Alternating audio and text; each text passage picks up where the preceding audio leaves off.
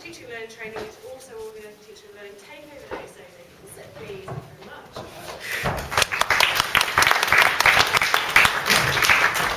Okay, I'm going to talk about feedback and what we do on lessons. The reason I'm talking about it is because I'm a PE teacher by trade.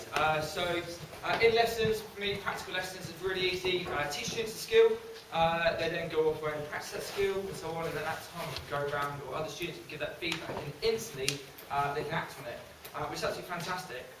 But I have a problem. I'm not a classically trained theory classroom teacher, so I find it quite difficult when it comes into theory lessons about trying to get students to close the gap and make that link that goes through from the feedback I'm giving them to actually doing something with it. And a lot of the times there's been times where I've written out their work and stuff like that, given them the feedback, and then if I was honest and went back about 4 or 5 weeks later, nothing's actually changed. Okay, they haven't acted on the feedback, and the gap there is still there. There's no action impact on the learning. So what we're doing is have a little think. I've learned that from Jen Gates site there. It's just trying to think about how I can actually go through in my actual lessons. So take what I'm doing in my practical lessons into my theory lessons and actually close the gap. And hopefully try and make that feedback stick. Part of being a learning innovator, done lots and lots of work reading. My colleagues think I'm a bit weird, okay, but so much going on there. And trying to look at ways that I can actually take sort of the best advice from Hattie, from Dylan William and so on, and try and actually make sure that the stuff I'm doing in my lessons with the written feedback, she actually do something with it, and the quality of the work it actually increases. So, link with some of the main points up there. I'm going to show you some ideas that I've done this year. I've got copies down there, but I can bring them up. And actually talk about how I can actually go away and get my students to make things better in what we're doing. So the first thing I've done is, before the lesson, I've changed the way that I do my learning objectives. I use solo taxonomy. Run the Solo Dropbox. If you're interested in that, there is loads of resources in there. And I'm using Solo as a way to get students to see what they're doing and how they can progress in lessons. And everything I talk about in my lessons actually relates back to this. So the feedback I'm given actually ties in with the goal, which is quite easy to do. Changed with reading Alex Quigley's post online on Twitter.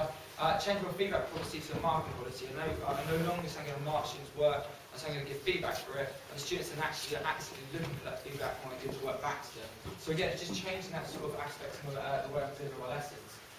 Taking some ideas from Learn Spy, pen portraits. I've got a sheet down on the side of my chair over there, where, like he does in his lessons, we did do, I'm focusing on 5 or 6 students per lesson. I've got about 25 students in my GCSE lesson. So in about 4 or 5 weeks, I've done a couple of cycles or a cycle of a student. I actually go around and chat to them, find out what they're doing, give them feedback. I make notes on those students and so on. It doesn't go to my head of department or anything like that. It's just for me to actually get the feedback from students, to give them the feedback back, and then when I go on the second cycle, they actually improve on that particular thing I'm looking at. Feedback is a key word, but we use the word feed forward as well, and it works quite closely with Solo taxonomy. And I always ask students, where are you at, where do you need to be, and how are you going to get there. And when I give the feedback or the feed forward, we actually look forward and see actually how we're going to try and get to where they should be and try and close that gap again. And again, simply change the terminology works with them.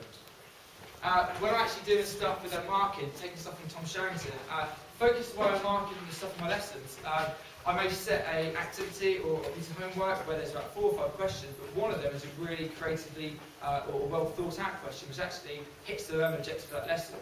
So I can quickly mark the other stuff, but it's that one question that I really focus on, and that's the one I give the most feedback to. So it saves me time on my market, and there's that one question there which I can then get my students to go and work on. Think of it as like a hinge question in the work they're doing. I've changed the marking key as well, or the feedback key. So again, if I'm doing that, I can quickly mark BOD for benefit of doubt if their answer is okay. 1 tick if it answers exactly what the examiner's saying. 2 ticks if it's really, really good. And then that gives me time to then focus on that hinge question. And students have got this in their book and so on, so they can go back to the feedback key, see what they need to work on, what they need to improve, and then work on the hinge question which I've asked them to look at. The last one then, also looking at things in lessons as well, actually spend a bit more time in lessons that directed time to improve their stuff, and should be impact marking, which again on the sort of Learn Spy.